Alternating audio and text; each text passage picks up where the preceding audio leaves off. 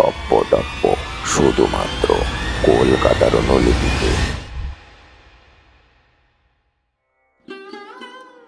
গপ্পটপতে আজকের গপ্প বাংলা সাহিত্যের সাহিত্য সম্রাট বঙ্কিমচন্দ্র চট্টোপাধ্যায়ের উপন্যাস অবলম্বনে রাধারানী, তার দ্বিতীয় পর্ব। আজকে গপ্প পাঠে এবং গপ্পের সূত্রধর আমি তন্ময়। এছাড়াও গপ্পের রয়েছে অন্যান্য চরিত্রে সঙ্গীতা ও রুদ্র। তাহলে শুরু করা যাক। যিনি আসিয়াছিলেন তাহার পরিচ্ছদ সচরাচর বাঙালি ভদ্রলোকের মতোই, বিশেষ পরিপাট্য, অথবা পরিপাট্যের বিশেষ অভাবও ছিল না কিছু। কিন্তু তাহার আঙ্গুলিতে একটি হিরে ছিল। তাহা দেখিয়া রাধারানীর কর্মকারগণ অবাক হইয়া তৎপ্রীতি চাইয়া রইল। এত বড় হীরা তাহারা কখনো আঙ্গুরিয়ে দেখে নাই। তাহার সঙ্গে কেউ লোক ছিল না, এজন্য তাহারা জিজ্ঞাসা করিতে পারিল না যে ইনি কে। মনে করিল বাবু স্বয়ং নিজেই পরিচয় দিবেন, কিন্তু কোনো পরিচয় দিলেন না। তিনি রাধারানীর দেওয়ানজির সহিত সাক্ষাৎ করিয়া তাহার হস্তে একখানি পত্র দিলেন, বলিলেন, এই পত্র আপনার মনিবের কাছে পাঠাইয়া দিয়া আমাকে উত্তর আনিয়া দিন। দেওয়ানজি বলিলেন, আমার মনিব হলেন স্ত্রীলোক, আবার অল্প বয়স্ক। এই জন্য তিনি নিয়ম করিয়াছেন যে কোনো অপরিচিত লোকে পত্র আনিলে আমরা তাহা না পড়িয়া তাহার কাছে পাঠাইব না। আগন্তুক বলিল, আপনি পড়ুন। দেওয়ানজি পত্র পড়িলেন। প্রিয় ভগিনী, এ ব্যক্তি পুরুষ হইলেও ইহার সহিত গোপনে সাক্ষাৎ করিও, ভয় করিও না। যে মতো ঘটে আমাকে লিখিও। শ্রীমতী বসন্ত কুমারী। কামাখ্যাবাবুর কন্যার স্বাক্ষর দেখিয়া কেউ আর কিছু বলিল না। পত্র অন্তপুরে গেল। অন্তপুর হইতে পরিচারিকা পত্রবাহক বাবুকে লইতে আসিল। আর কেহ সঙ্গে যাইতে পারিল না, হুকুম নাই। পরিচারিকা বাবুকে লইয়া এক সুসজ্জিত গৃহে বসাইলেন। রাধারানীর অন্তপুরে সেই প্রথম পুরুষ মানুষ প্রবেশ দেখিয়া একজন পরিচারিকা রাধারানীকে ডাকিতে গেল। আর একজন অন্তরালে থাকিয়া আগন্তুককে নিরীক্ষণ করিতে লাগিল।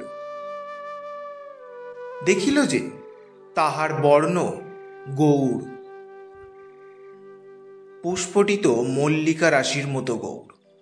তাহার শরীর দীর্ঘ, ঈষৎ স্থূল, কপাল দীর্ঘ, অতি সূক্ষ্ম পরিষ্কার ঘন কৃষ্ণ সুরঞ্জিত কেশজালে মণ্ডিত, চক্ষু বৃহৎ, কটাক্ষ স্থির, ঘন দুরায়ত এবং নিবিড়িত কৃষ্ণ নাসিকা, দীর্ঘ এবং উন্নত, ওষ্ঠাধর রক্তবর্ণ, ক্ষুদ্র এবং কোমল, গ্রীবা দীর্ঘ অথচ মাংসল, অন্যান্য অঙ্গ বস্ত্রে আচ্ছাদিত।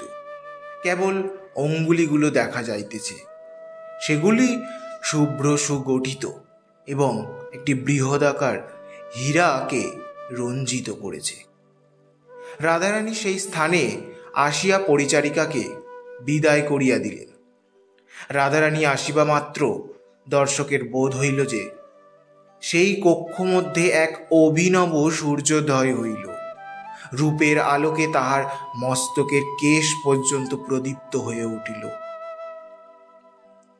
আগন্তুকের উচিত প্রথম কথা কওয়া, কেননা তিনি পুরুষ এবং বয়োজ্যেষ্ঠ, কিন্তু তিনি সৌন্দর্যে বিমুগ্ধ হইয়া নিস্তব্ধ হইয়া রইলেন। রাধারানী একটু অসন্তুষ্ট হইয়া বলিলেন, আপনি এইরূপ গোপনে আমার সাথে সাক্ষাতের অভিলাষ করিয়াছেন কেন? আমি স্ত্রী লোক, কেবল বসন্তের অনুরোধেই আমি ইহা স্বীকার করিয়াছি। আগন্তুক বলিল, আমি আপনার সহিত এরূপ সাক্ষাতের অভিলাষী হইয়াছি, ঠিক তা নহে। রাধারানী অপ্রতিভ হইলেন, বলিলেন, তা নহে বটে, তবে বসন্ত কি জন্য এরূপ অনুরোধ করিয়াছেন তাহা কিছু লেখেন নাই, বোধহয় আপনি জানেন। আগন্তুক একখানি অতি পুরাতন সংবাদপত্র বাহির করিয়া তাহা রাধারানীকে দেখাইলেন। রাধারানী পড়িলেন কামাখ্যাবাবু স্বাক্ষরিত রুক্মিণী কুমার সম্বন্ধে সেই বিজ্ঞাপন। রাধারানী দাঁড়িয়াছিলেন। দাঁড়িয়া দাঁড়িয়া নারিকেল পত্রের ন্যায় কাঁপিতে লাগিলেন। আগন্তুকের দেবতুল্য গঠন দেখিয়া মনে মনে ভাবিলেন, ইনি আমার সেই রুক্মিণী কুমার। আর থাকিতে পারিলেন না, জিজ্ঞাসা করিয়া বসিলেন, আপনার নাম কি রুক্মিণী কুমার বাবু? আগন্তুক বলিলেন, না। না শব্দ শুনিয়া রাধারানী ধীরে ধীরে আসন গ্রহণ করিলেন। আর দাঁড়াইতে পারিলেন না, তাহার বুক যেন ভাঙিয়া গেল।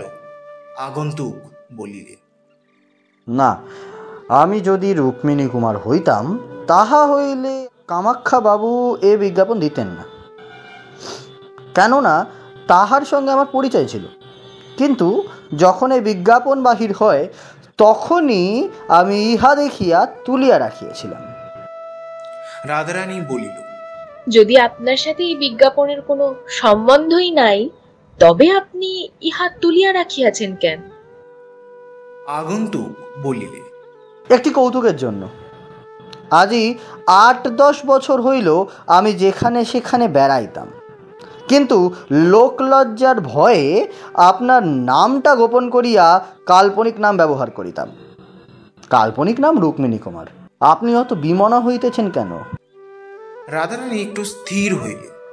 আগন্তুক বলিতে লাগিলেন, যথার্থ রুক্মিণী কুমার নাম ধরে এমন কাহাকেও চিনি না। যদি কেহ আমারই তল্লাশ করিয়া থাকে তাহা সম্ভব নহে। তথাপি কি জানি 7-5 ভাবিয়া বিজ্ঞাপনটি তুলিয়া রাখিলাম, কিন্তু কামাখ্যাবাবুর কাছে আসিতে সাহস হইল না। পরে কামাখ্যাবাবুর শ্রাদ্ধে তাহার পুত্রগণ আমাকে নিমন্ত্রণ করিল, কিন্তু আমি কার্যগতিকে আসতে পারি নাই। সম্প্রতি সেই ত্রুটির ক্ষমা প্রার্থনার জন্য তাহার পুত্রদিগকের নিকটে আসিলাম। কৌতুকবশত বিজ্ঞাপন সঙ্গে আনিয়াছিলাম। প্রসঙ্গক্রমে উহার কথা উত্থাপন করিয়া কামাখ্যাবাবুর জ্যেষ্ঠ পুত্রকে জিজ্ঞাসা করিলাম, এই বিজ্ঞাপন কেন দেওয়া হয়েছিল? কামাখ্যাবাবুর জ্যেষ্ঠ পুত্র বলিলেন যে রাধারানীর অনুরোধে। আমিও এক রাধারানীকে চিনিতাম, এক বালিকা। আমি একদিন দেখিয়া তাহাকে আর ভুলিতে পারি নাই। সে মাতার পুত্রের জন্য আপনি অনাহারে থাকিয়া বনফুলের মালা গাঁথিয়া সেই অন্ধকার বৃষ্টিতে। বক্তা আর কথা কইতে পারিলেন না। তাহার চক্ষু জলে পরিপূর্ণ হইয়া গেল। রাধারানীরও চক্ষু জলে ভাসিতে লাগিল। চক্ষু মুছিয়া রাধারানী বলিল, ইতর লোকের কথা এখন প্রয়োজন কি? আপনার কথা বলুন। আগন্তুক উত্তর করিলেন, রাধারানী ইতর লোক নহে। যদি সংসারে কেহ দেবকন্যা থাকে তবে সেই রাধারানী। যদি কাহাকে পবিত্র সরলচিত্ত এ সংসারে আমি দেখিয়া থাকি তবে সেই রাধারানী। যদি কাহারও কথায় অমৃত থাকে তবে সেই রাধারানী, যথার্থ অমৃত। বর্ণে বর্ণে অপ্সর আর বীণা বাজে, যেন কথা কহিতে বাদ করে, অথচ সকল কথা পরিষ্কার, সুমধুর, অতি সরল। আমি এমন কণ্ঠ কখনো শুনি নাই, এমন কথা কখনো শুনি নাই। রুক্মিণী কুমার? এখন ইহাকে রুক্মিণী কুমারই বলা যায়। ওই সঙ্গে মনে মনে বলিলেন, আবার আজ বুঝি তেমনই কথা শুনিতেছি। রুক্মিণী কুমার মনে মনে ভাবিতেছিলেন, আজ এতদিন হইল সেই বালিকার কণ্ঠস্বর শুনিতেছিলাম, ঠিক আজও যেন সেই কণ্ঠস্বর আমার মনের ভেতর জাগিতেছে, যেন কাল শুনিয়াছি। অথচ আজ এই সুন্দরীর কণ্ঠস্বর শুনিয়া আমার সেই রাধারানীকেই বা কেন মনে পড়ে? এই কি সেই আমি মূর্খ। কোথায় সেই দিন দুঃখিনী, কুটিরীবাসিনী, ভিখারিণী, আর কোথায় সেই উচ্চ প্রাসাদ বিহারিণী ইন্দ্রাণী? আমি সে রাধারানীকে অন্ধকারে ভালো করিয়া দেখিতে পারি নাই, সুতরাং জানি না সে সে সুন্দরী, সে কুৎসিত। কিন্তু এই শচীনিন্দিতা রূপসীর শতাংশের একাংশ রূপ যদি তাহার হয়, তাহা হইলেই সেও লোকমনোহিনী বটে। এদিকে রাধারানী অতৃপ্ত শ্রবণে রুক্মিণী কুমারীর মধুর বচনগুলি শুনিতেছিলেন, মনে মনে ভাবিতেছিলেন, তুমি যাহা পাপিষ্ঠা রাধারানীকে বলিতেছ, কেবল তোমাকেই সেই কথাগুলি বলা যায়। তুমি আজ 8 বছর পরে রাধারানীকে ছলিবার জন্য কোন নন্দনকানন ছাড়িয়া পৃথিবীতে নামিলে? এতদিনে কি আমার হৃদয়ের পূজায় প্রীতি হইয়াছ? তুমি কি অন্তর্যামী? নইলে আমি লুকিয়া লুকিয়া হৃদয়ের ভেতরে লুকিয়া তোমারে যে পুজো করি, তাহা কি তুমি কি প্রকারে জানিলে? এই প্রথম দুজনে স্পষ্ট দিবালোকে পরস্পরের প্রতি দৃষ্টিপাত করিলে। দুজনেই দুজনের মুখ পানে চাইয়া ভাবিতে লাগিলে, আর এমন আছে কি এই শশাগড়া নন্দন চিত্রিতা জীব সংকুলা পৃথিবী তলে? এমন তেজময়, এমন মধুর, এমন সুখময়, এমন চঞ্চল অথচ স্থির, এমন সহস্র অথচ গম্ভীর, এমন প্রফুল্ল অথচ বীরাময়, এমন আর কি আছে? চিরপরিচিত অথচ অত্যন্ত অভিনব, মুহূর্তে মুহূর্তে অভিনব মধুময় অথচ অত্যন্ত পর, চিরস্মৃত অথচ অদৃষ্টপূর্ব কখনোই দেখি নাই, আর এমন দেখিব না, এমন আর আছে কি? রাধারানীকে বড় কষ্টে বলিতে হইল, কেননা চোখে জল আর থামে না। আবার সেই চোখের জলের ওপর কোথা হইতে পোড়া হাসিয়া হাসিয়া পড়ে। রাধারানী বলিল, তা আপনি এতক্ষণ কেবলই সেই ভিখারিনীর কথা বলিলেন, আমাকে যে কেন দর্শন দিয়াছেন তা তো এখনো বলেন নাই। হ্যাঁ গা, এমন কইরা কি কথা কওয়া যায়গা? যাহার গলা ধরিয়া কাঁদিতে ইচ্ছে করিতেছে, প্রাণেশ্বর, দক্ষিণীর সর্বস্ব, চিরবঞ্চিত বলিয়া যাকে ডাকতে ইচ্ছে করিতেছে, আবার যাকে সেই সঙ্গে হ্যাঁ গা সেই রাধারানী পোড়ার মুখী তোমার কে হয় গা বলিয়া তামাশা করিতে ইচ্ছে করিতেছে, তার সঙ্গে আপনি মশাই দর্শন দিয়েছেন, এই সকল কথা কি কওয়া যায়গা? তোমরা 5 জন রসিকা, প্রেমিকা, বাকচতুরা, বায়োধিকা ইত্যাদি ইত্যাদি আছো। তোমরা 5 জনে বলো দেখি, ছেলে মানুষ রাধারানী কেমন করে এমন করে কথা কয় গা? রাধারানী মনে মনে একটু পরিতাপ করিল, কেননা কথাটা একটু ভর্সনার মতো হইল। রুক্মিণী কুমার একটু অপ্রতিত হইয়া কইলেন, তাই বলিতেছিলাম, আমি সেই রাধারানীকে চিনিতাম। রাধারানীকে মনে পড়িল একটু এতটুকু অন্ধকার রাত্রে জোনাকির ন্যায় একটু আশা হইল যে যদি রাধারানী আমার সেই রাধারানী হয়। তোমার রাধারানী? রাধারানী ছল ধরিয়া চুপি চুপি এই কথাটি বলিয়া নত মুখ করিয়া ঈষৎ হাসিল। হ্যাঁ গা, না হেসে কি থাকা যায়গা? তোমরা আমার রাধারানীর নিন্দা করিও না। রুক্মিণী কুমারও মনে মনে ছল ধরিল। এ তুমি বলে কেন? এ কে? প্রকাশ্যে বলিল, আমারই রাধারানী। আমি এক রাত্রি মাত্র তাহাকে দেখিয়াছিলাম। দেখিয়াছি কি বা দেখিয়েছি বা কেমন করিয়া বলি, এই 8 বছরে তাহাকে ভুলি নাই। আমারই রাধারানী। রাধারানী বলিল, হোক আপনারই রাধারানী। রুক্মিণী কুমার বলিতে লাগলেন। সে ক্ষুদ্র আশায় আমি কামাখ্যাবাবুর জ্যেষ্ঠ পুত্রকে জিজ্ঞাসা করেছিলাম, রাধারানী কে? কামাখ্যাবাবুর পুত্র সবিস্তারে পরিচয় দিয়ে বোধ করে অনিচ্ছুক ছিলেন, কেবল বলিলেন, আমাদিগকের কোনো আত্মীয়ের কন্যা। যেখানে তাহাকে অনিচ্ছুক দেখিয়েছিলাম সেখানে আর অধিক পীড়াপিড়ি করিলাম না, শুধুমাত্র জিজ্ঞাসা করিলাম, রাধারানী কেন রুক্মিণী কুমারের সন্ধান করিয়াছিলেন শুনতে পাই কি? যদি প্রয়োজন হয় তো বোধ করি আমার কিছু সন্ধান দিতে পারি। আমি এই কথা বলিলে তিনি বলিলেন, কেন রাধারানী রুক্মিণী কুমারকে খুঁজছিলেন তা আমি সবিশেষ জানি না। আমার পিতৃ ঠাকুরন জানতেন বোধ হয়, আমার ভগিনীও জানতে পারেন।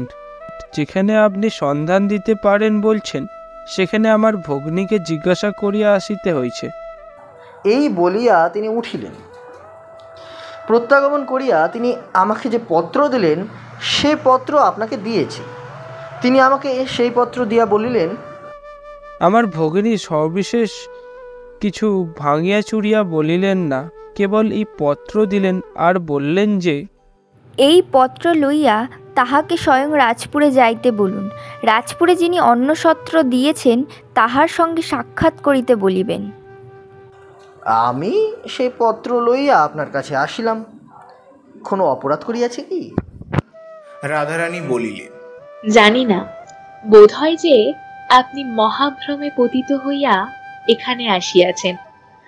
আপনার রাধারানী কে তাহা আমি চিনি কিনা বলিতে পারিতেছি না।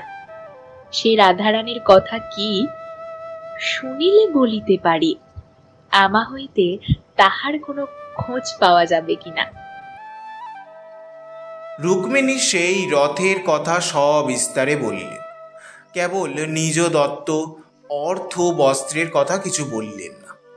রাধারানী বলিলেন, স্পষ্ট কথা মার্জনা করিবেন। আপনাকে রাধারানীর কোনো কথা বলিতে সাহস হয় না, কেননা আপনাকে দয়ালুর লোক বোধ হইতেছে না। যদি আপনি সেইরূপ দয়াদ্যচিত্র হইতেন, তাহা হইলে আপনি যে ভিখারি বালিকার কথা বলিলেন, তাহাকে অমন দুর্দশাপূর্ণ দেখিয়া অবশ্য তার কিছু আনুকূল্য করিতেন। কই, আনুকূল্য করার কথাও তো কিছু আপনি বলিলেন না। রুক্মিণী কুমার বলিলেন, অনুকূল্য বিশেষ কিছুই করিতে পারি নাই। আমি সেদিন নৌকাপথে রথ দেখিতে আসিয়াছিলাম, পাছে কেহ জানিতে পারে এই জন্য ছদ্মবেশে রুক্মিণী কুমার রায় পরিচয় লইয়া আসিতেছিলাম। অপরাহ্নে ঝড় বৃষ্টি হয়, বোটে থাকিতে সাহস হইল না, একা তটে উঠিয়া আসিলাম। সঙ্গে যাহা অল্প ছিল তাহার রাধারানীকে দিয়ে দিয়েছিলাম, কিন্তু সে অতি সামান্য। পরদিন প্রাতে আসিয়া উহাদিগকের বিশেষ সংবাদ লইব মনে করিয়েছিলাম, কিন্তু সেই রাত্রে আমার পিতার পীড়ার সংবাদ পাইয়া তখনই আমাকে কাশী জগন্নাথ দিতে হইল। পিতা অনেকদিন রুগ্ন হইয়া রহিলেন। কাশী হইতে প্রত্যাগমন করিতে আমার আর বৎসরাতিক বিলম্ব হইল। বৎসর পরে আমি ফিরিয়া আসিয়া আবার সেই কুঠিরের সন্ধানে করিলাম, কিন্তু তাহাদিগকে আর দেখিতে পারিলাম না। কথা জিজ্ঞাসা করিতে ইচ্ছে করিতেছে। বোধ হয় সেই রথের দিনে নিরাশ্রয়ে বৃষ্টি বাদলে আপনাকে সেই কুঠিরেই আশ্রয় লইতে হইয়াছিল। আপনি কতক্ষণ সেখানে অবস্থিতি করিলেন? অধিকক্ষণ নহে। আমি যাহা রাধারানীর হাতে দিয়েছিলাম তাহা দেখিবার জন্য রাধারানী আলো জ্বালিতে গেল। আমি সেই অবসরে তাহার বস্ত্র কিনিতে চলিয়া গেলাম। আর কি দিয়ে আসিলেন? আর কি দিন, একখানি ক্ষুদ্র নোট ছিল, তাহা কুঠিরে রাখিয়া আসিলাম। নোটখানি ওই রূপে দেওয়া বিবেচনা সিদ্ধ হয় নাই। তাহারা মনে করিতে পারে আপনি নোটখানি হারিয়া গিয়াছেন। না, আমি পেন্সিলে লিখিয়া দিয়েছিলাম রাধারানীর জন্য। তাহাতে নাম স্বাক্ষর করিয়াছিলাম রুক্মিণী কুমার রায়। যদি সেই রুক্মিণী কুমারকে সেই রাধারানী অন্বেষণ করিয়া থাকে, তার ভরসায় বিজ্ঞাপনটি তুলিয়া রাখিয়েছিলেন। তাই বলিতেছিলাম, আপনাকে দয়াদ্য চিত্র বলিয়া বোধ হয় না যে রাধারানী আপনার শ্রীচরণ দর্শনের জন্য। বলিতেই ফুলের কুড়ির ভিতর যেমন বৃষ্টির জল ভরা থাকে, ফুলটি নিচু করলে ঝরঝর করে পড়িয়া যায়। রাধারানী মুখ নত করিয়া তাহার চোখের জল ঝরঝর করিয়া পড়িতে লাগিল। অমনি যেদিকে রুক্মিণী কুমার ছিলেন, সেই দিকের মাতার কাপড় বেশি টান করিয়া দিয়া সে ঘর হইতে রাধারানী বাহির হইয়া গেল। রুক্মিণী কুমার বোধ হয় চোখের জলটুকু দেখিতে পান নাই, কিবা পাইয়াই থাকিবেন, বলা যায় না। বাইরে আসিয়া মুখে চোখে জল দিয়া অশ্রুচিহ্ন বিলুপ্ত করিয়া রাধারানী ভাবিতে ভাবিল, ইনিই তো রুক্মিণী কুমার, আমিও সেই রাধারানী, দুজনেই দুজনের জন্য মন তুলিয়া রাখিয়াছি। এখন উপায়, আমি যে রাধারানী তাহাও আগে বিশ্বাস করাইতে পারি। তারপর উনি কি জাতি তা কে জানে, জাতটা এখনই জানতে পারা যায়। কিন্তু উনি যদি আমার জাতি না হন, তবে ধর্মবন্ধন ঘটিবে না, চিরন্তনের যে বন্ধন তাহা ঘটিবে না, প্রাণের বন্ধন ঘটিবে না। তবে উহার আর আমার সাথে কাজ কি? না হয় এই জন্মটা রুক্মিণী কুমারের নাম জপ করিয়া কাটাইব। এতদিনে সেই জপ করিয়া কাটাইছে, জোয়ারের প্রথম বেগটা কাটিয়া গিয়াছে, বাকি কালটাও কাটবে নাকি? এই ভাবিতে ভাবিতে রাধারানীর আবার নাকের পাটা ফাঁপিয়া উঠিল, ঠোঁট দুখানা ফুলিয়া উঠিল, আবার চোখ দিয়ে জল পড়িতে লাগিল। আবার সে জল দিয়া মুখ চোখ ধুইয়া টৌটালিয়া দিয়া মুখ মুছিয়া ঠিক হইয়া হাসিল। রাধারানী আবার ভাবিতে লাগিল, আচ্ছা, যদি আমার জাতি হন তাহলেই বা ভরসা কি? উনি তো দেখিতেছি বয়সপ্রাপ্ত কুমার, এমন সম্ভাবনা কি? তা হলেনি বা বিবাহিত? না না, তা হইবে না। নাম জপ করিয়া মরি, সে অনেক ভালো সতীন সইতে পারবে না। তবে এখন কর্তব্য কি? জাতির কথাটা জিজ্ঞাসা করিয়াই কি হইব? তবে রাধারানীর পরিচয়টাই দিই, আর উনি কে তাহা জানিয়া লই। কেননা রুক্মিণী কুমার তো ওর নাম নয়, তা তো শুনিলাম। যে নাম জপ করিয়া মরিতে হইবে তাহা শুনিয়া লই। তারপর বিদায় দিয়া কাঁদিতে বসি। পোড়ার মুখী বসন্ত, না বুঝিয়া না জানিয়া এই সামগ্রী কেন পাঠাইলি? জানিস নাকি এ জীবন সমুদ্র অমন কইরা মন্থন করিতে গেল।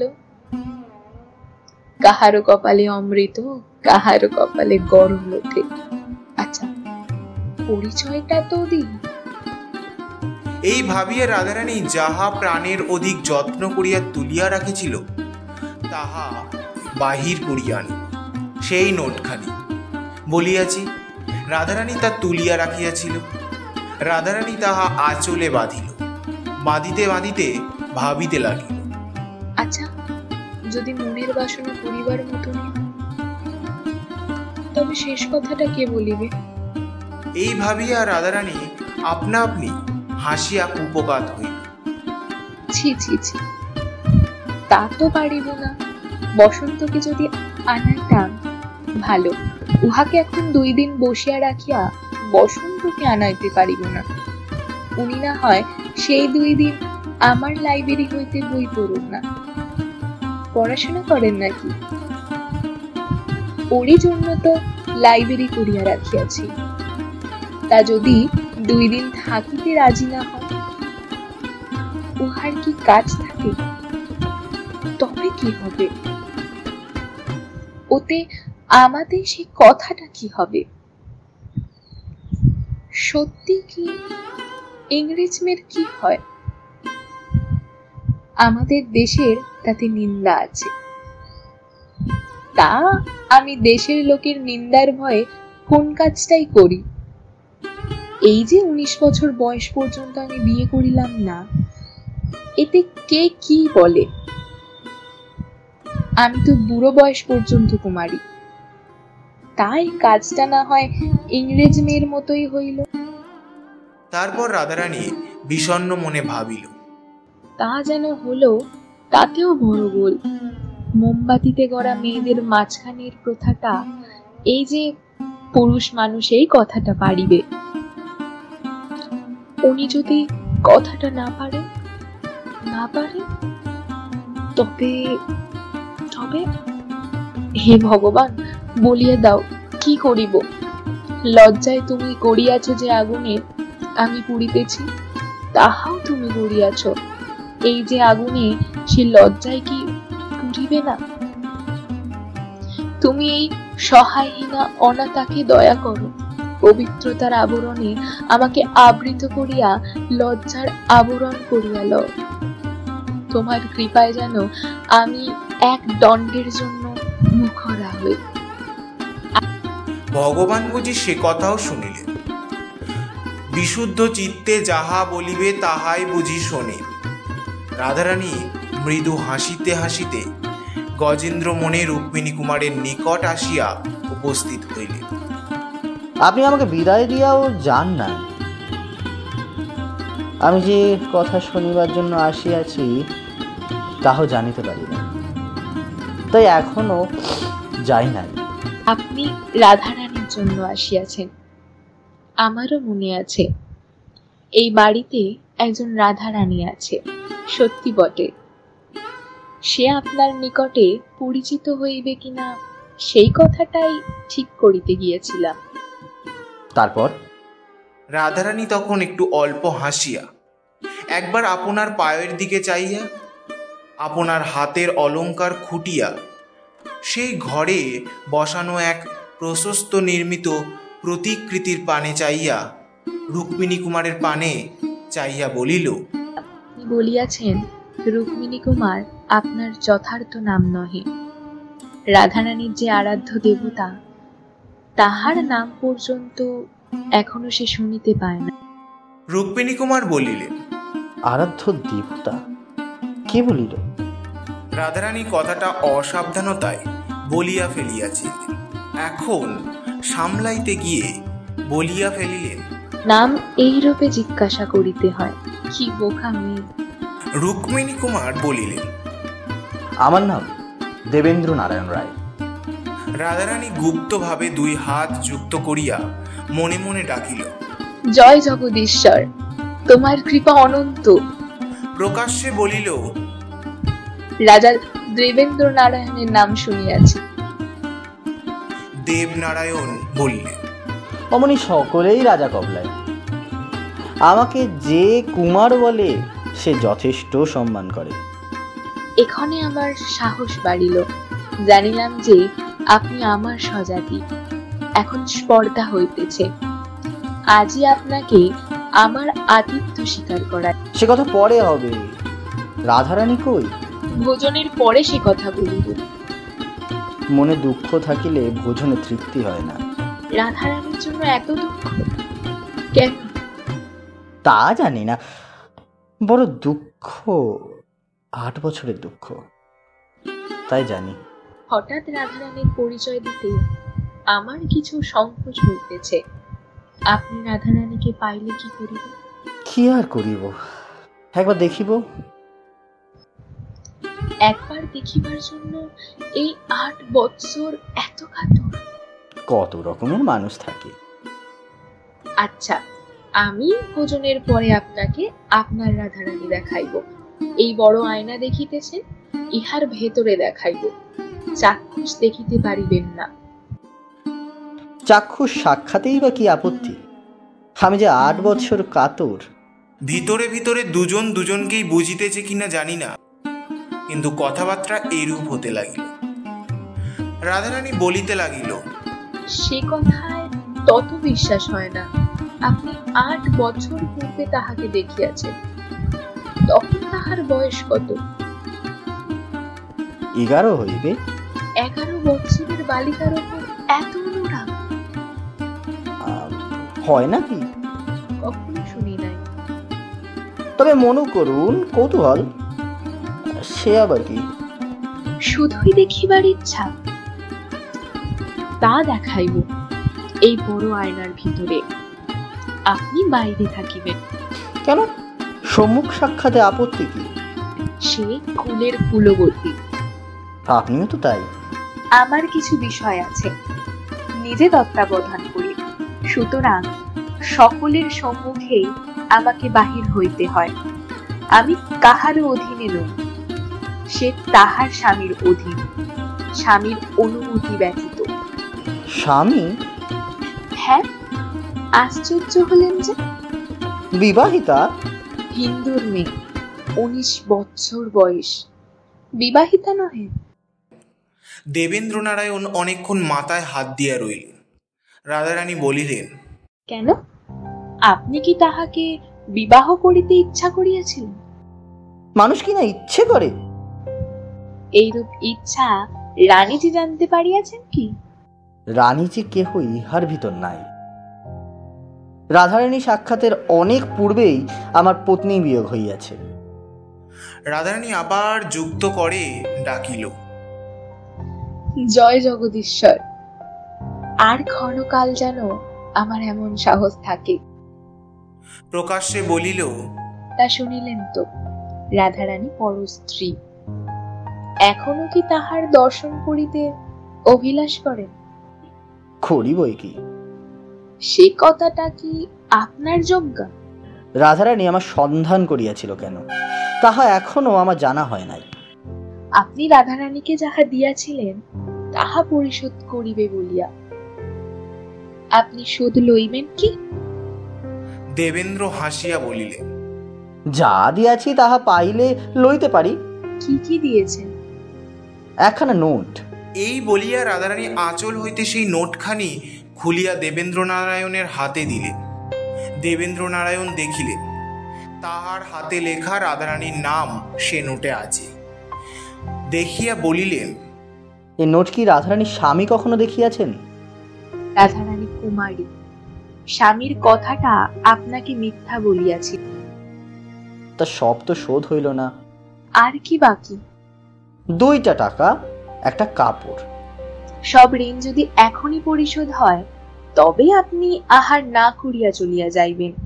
পাওনা বুঝিয়া পাইলে কোন মহাজন বসে? ঋণের সে অংশ ভোজনের পর রাধারানী পরিশোধ করিবে। আমার যে এখনো অনেক পাওনা বাকি। রাধারানীকে মন প্রাণ দিয়েছি, তা তো পাই নাই। অনেকদিন পাইছেন, রাধারানীর মন প্রাণ আপনি অনেকদিন লইয়াছেন।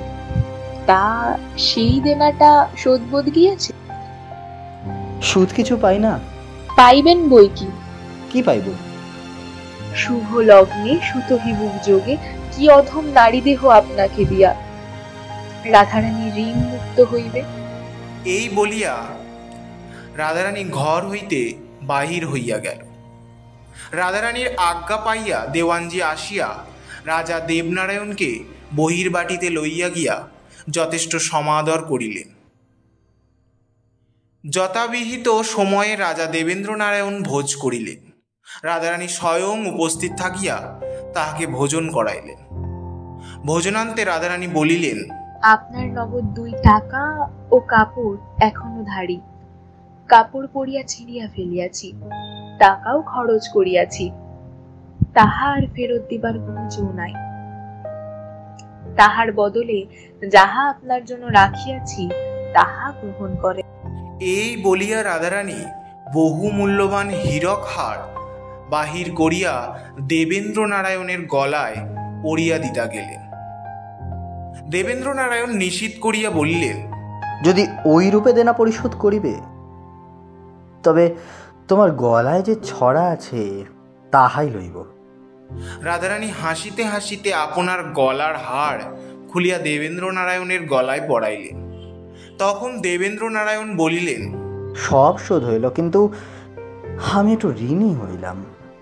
কিসে? সেই 2 পয়সার ফুলের মালার মূল্য ফেরত পাইলাম, তবে এখন মালা ফেরত দিতে আমি বাধ্য। রাধারানী হাসিল। দেবেন্দ্রনারায়ণ ইচ্ছাপূর্বক মুক্ত হার পরিয়া আসিয়াছিলেন, তাহা রাধারানীর কণ্ঠে পড়িয়া দিয়া বলিলেন, এই ফেরত দিলাম। এমন সময়ে পো করিয়া শাঁখ বাজিয়া উঠিল। রাধারানী হাসিয়া জিজ্ঞাসা করিল, শাঁখ বাজাইল কে? তাহার একজন দাসী চিত্রা উত্তর করিল, আজ্ঞে আমি। রাধারানী জিজ্ঞাসা করিল, কেন বাজাইল? চিত্রা বলিল, কিছু পাইব বলিয়া। বলা বাহুল্য যে চিত্তা পুরস্কৃত হইল, কিন্তু তাহার কথাটা মিথ্যা। রাধারানী তাহাকে শিখাইয়া পড়িয়া দ্বারের নিকট বসাইয়া আসিয়াছিল। তারপর দুজনে বিরলে বসিয়া মনের কথা হইল। রাধারানী দেবেন্দ্রনারায়ণের বিস্ময় দূর করিবার জন্য সেই রথের দিনের সাক্ষাতের পর যাহা ঘটিয়াছিল তাহা পিতামহের বিষয় সম্পত্তির কথা, পিতামহের হুইল লইয়া মোকদ্দমার কথা, তজ্জন্য রাধারানী মায়ের দৈনের কথা, মার মৃত্যুর কথা, কামাখ্যাবাবুর আশ্রয়ের কথা, প্রিভি কাউন্সিলের ডিক্রির কথা, কামাখ্যাবাবুর মৃত্যুর কথা সবই বলিল। বসন্তের কথা বলিল, আপনার বিজ্ঞাপনের কথা বলিল। কাঁদিতে কাঁদিতে, হাসিতে হাসিতে, বৃষ্টি বিদ্যুতে, চাকতি চির সঞ্চিত প্রণয় সম্ভাষণ পিপাসা পরিতৃপ্ত করিল। নিধাক সন্তপ পর্বত যেমন বর্ষার বাড়িধারা পাইয়া শীতল হয়, দেবেন্দ্রনারায়ণও তেমন শীতল হইলেন। তিনি রাধারানীকে জিজ্ঞাসা করিলেন, তোমার তো কেউ নাই, কিন্তু এ বাড়ি বড় জনাকীর্ণ দেখছি। রাধারানী বলিল, দুঃখের দিনে আমার কেহ ছিল না, এখন আমার অনেক আত্মীয় কুটুম জুটাইছে। আমিও অল্প বয়সে একা থাকতে পারি না, এজন্য যত্ন করিয়া তাহাদিগকে স্থান দিয়া রাখিয়াছি। তাহাদের মধ্যে এমন সম্বন্ধ বিশিষ্ট কেউ আছে যে তোমাকে এই দীন দরিদ্রকে দান করিতে পারে? তাও আছে। তবে তিনি কেন এই শুভ লক্ষণযুক্ত সুতহিবুক যোগটা খুঁজুন না? বোধ করি এতক্ষণে যে কাজটা হইয়া গেল, তোমার সঙ্গে রাধারানীর এইরূপ সাক্ষাৎ অন্য কোনো কারণে হইতে পারে না, এই পুরীর সকলে জানে। সংবাদ লইব কি? বিলম্বে কাজ কি? রাধারানী ডাকিল। চিত্রা আসিল। রাধারানী জিজ্ঞাসা করিল, দিন কিছু হইল কি? চিত্রা বলিল, হ্যাঁ, দেবাঞ্জি মহাশয় পুরোহিত মহাশয়কে ডাকিয়াছিলেন। পুরোহিত পরদিন বিবাহের উত্তম দিন বলিয়া গিয়াছেন। দেবাঞ্জি মহাশয় সমস্ত উদ্যোগ করিতেছেন। তখন বসন্ত আসিল। কামাখ্যাবাবুর পুত্রেরা এবং পরিবারবর্গ সকলেই আসিল। আরও যত বসন্তের কোকিল সময়ের বন্ধু যে যেখানে ছিল সকলে আসিল। দেবনারায়ণের বন্ধু ও অনুচরবর্গ সকলেই আসিল।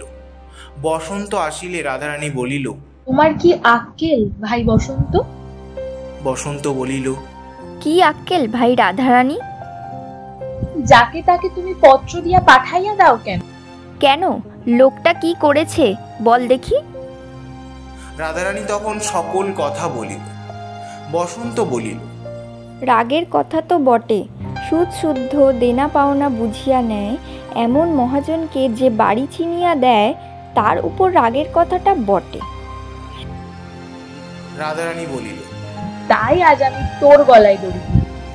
এই বলিয়া রাধারানী যে হীরক আর রুক্মিণী কুমারকে পড়াইতে গিয়েছিলেন তাহা আনিয়া বসন্তের গলায় পরিয়া দিলেন।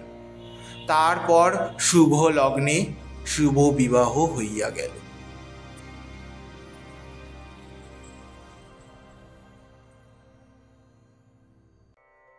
আজকের মতো গল্পটপের সময় শেষ। আজকে শুনলেন বাংলা সাহিত্যের সাহিত্য সম্রাট বঙ্কিমচন্দ্র চট্টোপাধ্যায়ের উপন্যাস অবলম্বনে রাধারানী, তার দ্বিতীয় এবং অন্তিম পর্ব।